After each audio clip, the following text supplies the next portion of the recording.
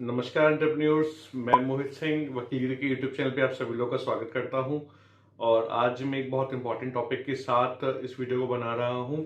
जो हमारा टॉपिक है वो है एक्टिविटी कोड इन माइक्रो फाइनेंस कंपनीज। तो ये टॉपिक मुझे बनाना पड़ा क्योंकि काफ़ी क्लाइंट हमसे पूछते हैं कि कौन सा एक्टिविटी कोड उनको लेना रहेगा, कौन सा एक्टिविटी कोड सही है उनके बिजनेस के लिए, या फिर उनको लगता है कि 64, 65, 88, 85, 72, 92 ये बहुत सारे एक्टिविटी कोड है जिसमें वो कंफ्यूज होते हैं। तो जिन लोगों को नहीं पता एक्टिविटी कोड क्या होता है उसका डिस्कशन भी मैं इस वीडियो के अंदर करूंगा, और सच में माइक्रो फाइनेंस कंपनी का एक्टिविटी कोड क्या होना चाहिए इस बात पे मैं थोड़ा सा विस्तार से इसमें एक्सप्लेन करूंगा। तो पहली बात ये कि अभी जो जनरल केस में जो कंपनीज जो रजिस्टर है मार्केट के अंदर वो डिफरेंट डिफरेंट एक्टिविटी कोड के अंदर है। तो एक्टिविटी कोड है क्या, इस बात को समझाता हूं पहले मैं। जब भी कोई कंपनी बनती है तो कंपनी बनाने का एक प्रोसेस होता है, एक फॉर्म फाइल करना पड़ता है जिसको स्पाइस फॉर्म बोलते हैं हम लोग। और बाय टाइम इनके नाम चेंज होते रहे हैं।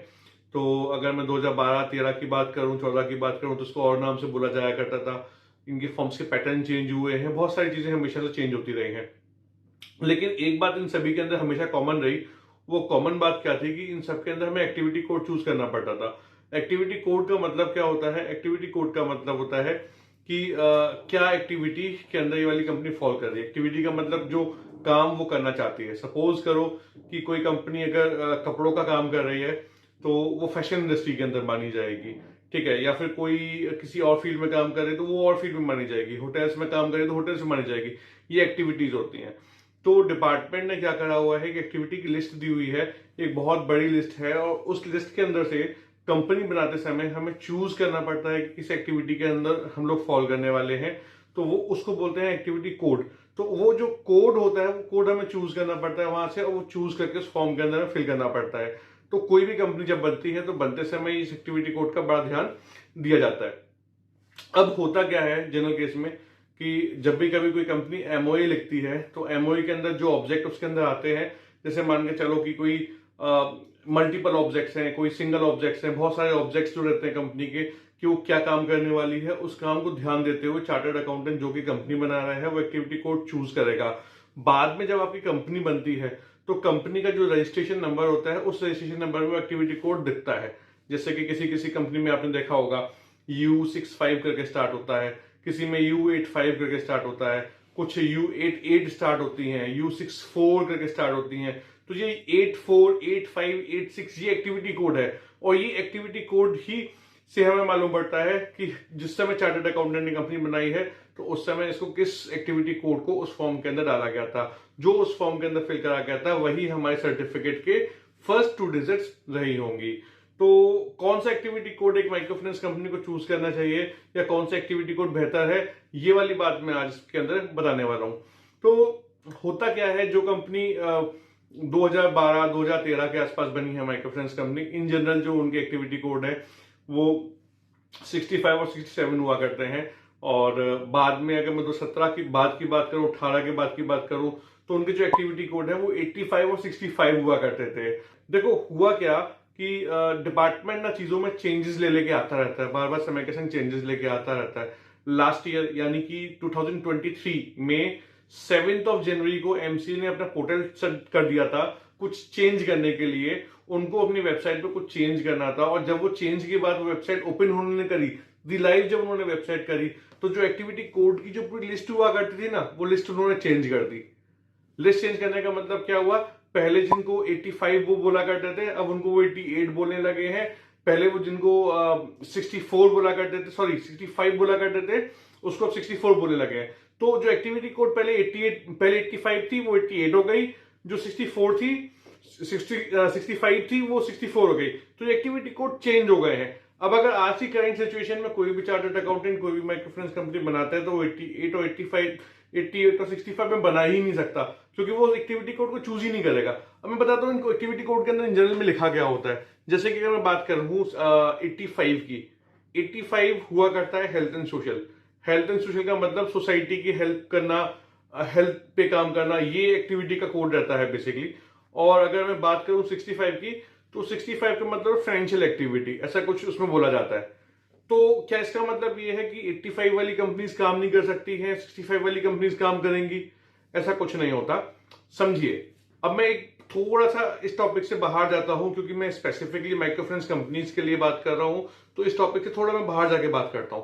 बाहर जाने का मतलब ये है कि अगर मैं आरबीआई की गाइडलाइंस पढ़ूं, जिस गाइडलाइंस की वजह से सेक्शन 8 कंपनी इंटरेस्ट का बिजनेस कर सकती है या लोन का बिजनेस कर सकती है, वहां साफ एक बात बोली गई है।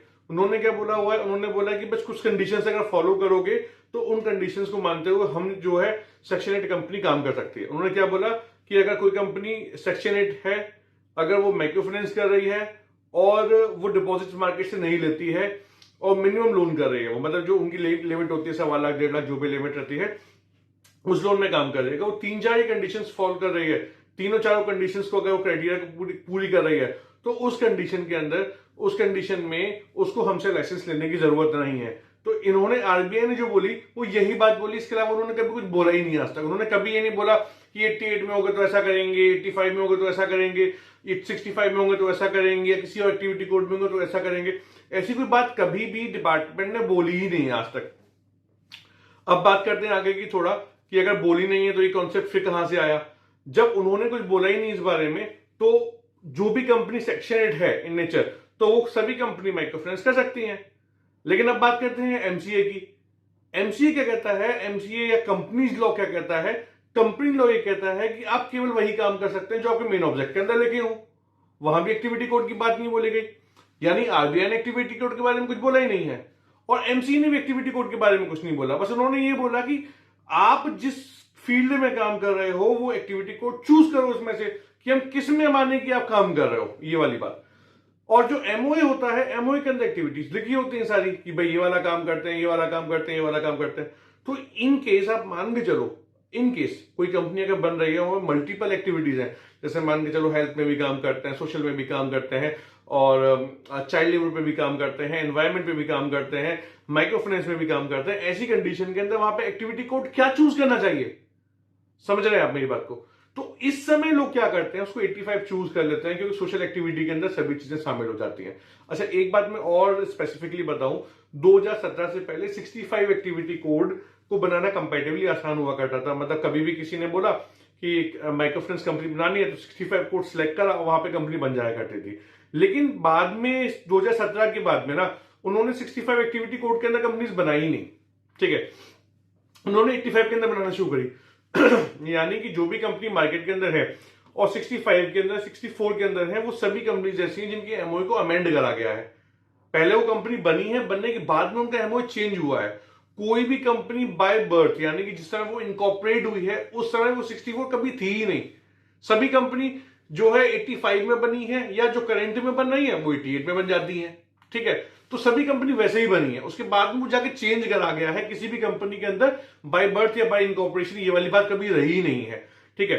तो अब बात करते हैं, क्या ये सही है इस तरह चेंज करना, या फिर मतलब 65 ही अगर एक्टिविटी कोड था? देखो, एक बहुत प्रैक्टिकल सी मैं बात बताऊं, सेक्शन 8 कंपनी को अगर किसी ने बोला कि, आरबीआई ने बोला कि लोन करो, तो लोन करने की परमिशन इन एक्चुअल में दी इनको इस वजह से कि वो सोशल एक्टिविटी करते हैं। तो जो सेक्शन 8 कंपनी है ना, उसका मेन जो रस है, यानी मेन जो इंटरनली जो उनका काम करने का तरीका है, वो है ही जो है केवल सोशल एक्टिविटीज है। माइक्रो फाइनेंस एक्टिविटीज तो वो करा ही नहीं करते थे कभी, उनका तो काम ही ये नहीं था। लेकिन जब आरबीआई ने बोला कि भाई ये पॉसिबल है, तो लोगों ने सोचा अच्छा पॉसिबल है तो हम भी करते हैं।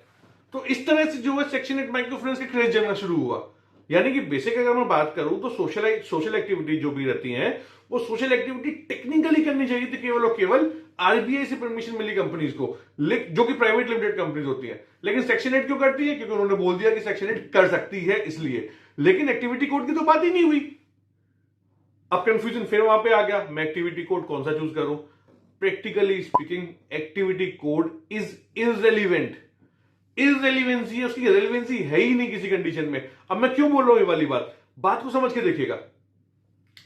अगर कोई कंपनी बन रही है, उसके अंदर 2 ऑब्जेक्ट, 3 ऑब्जेक्ट हैं, 4 ऑब्जेक्ट्स हैं, तो डिपार्टमेंट ने तो बोला है ना कि जो आपका ऑब्जेक्ट है उसमें से चूज करके डालो एक्टिविटी कोड। अब मेरे पास अगर 4 ऑब्जेक्ट हो तो इनमें से मैं कौन सा वाला डालूं? मेरे साथ क्वेश्चन आया ना। अब होता क्या है कि क्योंकि हम लोगों ने माना कि भाई इन जनरल सोशलाइज एक्टिविटी भी करती है, तो सबको 88 या 85 में बना दिया। अब क्लाइंट ने बोला नहीं नहीं हमें तो 64 या 65 में चाहिए। तो जब वो बोलते हैं 64 या 65 एक्टिविटी कोड में चाहिए तो एमओए में चेंज करना शुरू पड़ जाता है। हम लोग क्या करते हैं फिर, या प्रोफेशनल क्या करते हैं, उसको उठा के एक्टिविटी कोड को चेंज करा देते हैं और क्लाइंट को लगता है कि हमने ये मांगा था इसलिए ऐसा करके हुआ। तो ये अपनी अपनी नीड वाली बात है। अगर किसी के पास में 65 या 64 अगर है तो वेल एंड गुड, इसमें गलत कुछ भी नहीं है, वो कर सकते हैं, उसमें कोई दिक्कत वाली बात नहीं है। लेकिन अगर किसी के पास में 88 या 85 है तो वो भी कर सकते हैं। अच्छा, बहुत सी कंपनीज हैं जिनके पास में 72 है, 92 और भी डिफरेंट डिफरेंट एक्टिविटी कोड आए हैं। तो क्या वो गलत है या वो सही है? फिर सवाल ये वाला निकल के आता है। लेकिन फिर घूम के आंसर भी वही है कि एक्टिविटी कोड इज इररिलेवेंट। जब एक्टिविटी कोड ही इररिलेवेंट है तो इसीलिए हमें इस बात पे ध्यान ही नहीं देना कि मेरा एक्टिविटी कोड क्या निकल के आ रहा है। ठीक है, कोई भी कंपनी किसी भी एक्टिविटी कोड में है, अगर उसके अंदर एमओए में ऑब्जेक्ट में माइक्रो फाइनेंस एक्टिविटी है तो उस कंडीशन में वो सारे काम कर सकती है।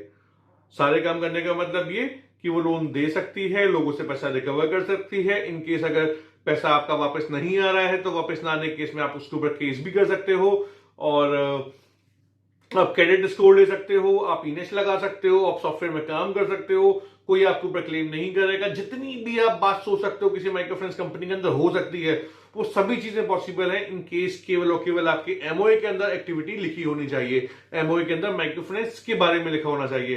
तो activity code is irrelevant. In case कोई भी व्यक्ति आपको बोलता है कि भाई रेलिवेंसी है, तो उनसे बोलो कि कहां लिखी है ये वाली बात कि वही वाला होना चाहिए। उनसे पूछिए वाली बात, उनसे क्वेश्चन कीजिए कि भाई एमओए के अंदर अगर 4 बातें लिखी हुई हैं तो चारों में से कोई एक ही तो सिलेक्ट करोगे। चारों सिलेक्ट करने का ऑप्शन कहीं होता ही नहीं है। जब ऑप्शन ही नहीं है वहां सिलेक्ट करने का तो कोई सिलेक्ट ही नहीं कर सकता वहां पे, है ना। सिलेक्ट केवल एक ही कुछ होना है, और जब एक ही चीज सिलेक्ट होनी है तो वहां पे in general social activities select कर दिया जाता है। अच्छा, ऐसा भी हो सकता है किसी के माइंड में वाला क्वेश्चन है कि एक काम क्यों नहीं करते हैं, जब सिलेक्ट करना ही है तो शुरुआत में बनते पे 64 या 65 सिलेक्ट कर लें तो कैसा रहेगा।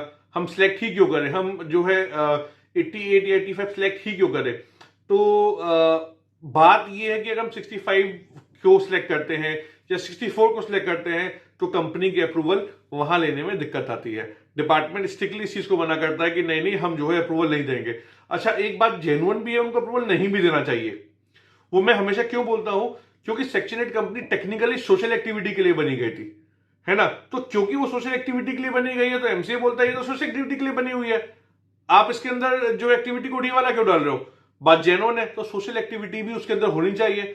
तो क्योंकि सोशल एक्टिविटी भी वहां होनी चाहिए तो जनरल केस में जो एक्टिविटी कोड जो वहां सिलेक्ट हो जाता है वो 88 या 85 रहता है। फिर भी किसी को अगर जरूरत लगती है तो 64 या 65 के अंदर उन कंपनियों को बाद में अमेंड कर दिया जाता है। तो दिस इज द क्रक्स कि एक्टिविटी कोड इज रेलिवेंट है, और किसी भी तरह से इस बात पे कभी दिमाग लगाना ही नहीं कि एक्टिविटी कोड एग्जैक्टली क्या चल रहा है।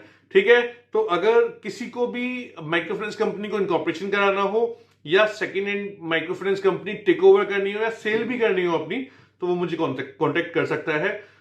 हमारे पास में पुरानी कंपनी को टेक ओवर करने के भी ऑप्शंस कुछ अवेलेबल हैं, जो 2019, 2020, 2017 इनके आसपास की कंपनीज भी मेरे पास में अवेलेबल हैं। इनकेस अगर किसी को चाहिए होगी तो वो उनको मिल सकती है, और नई कंपनी इनकॉर्पोरेट भी हम लोग करते हैं। Thank you very much.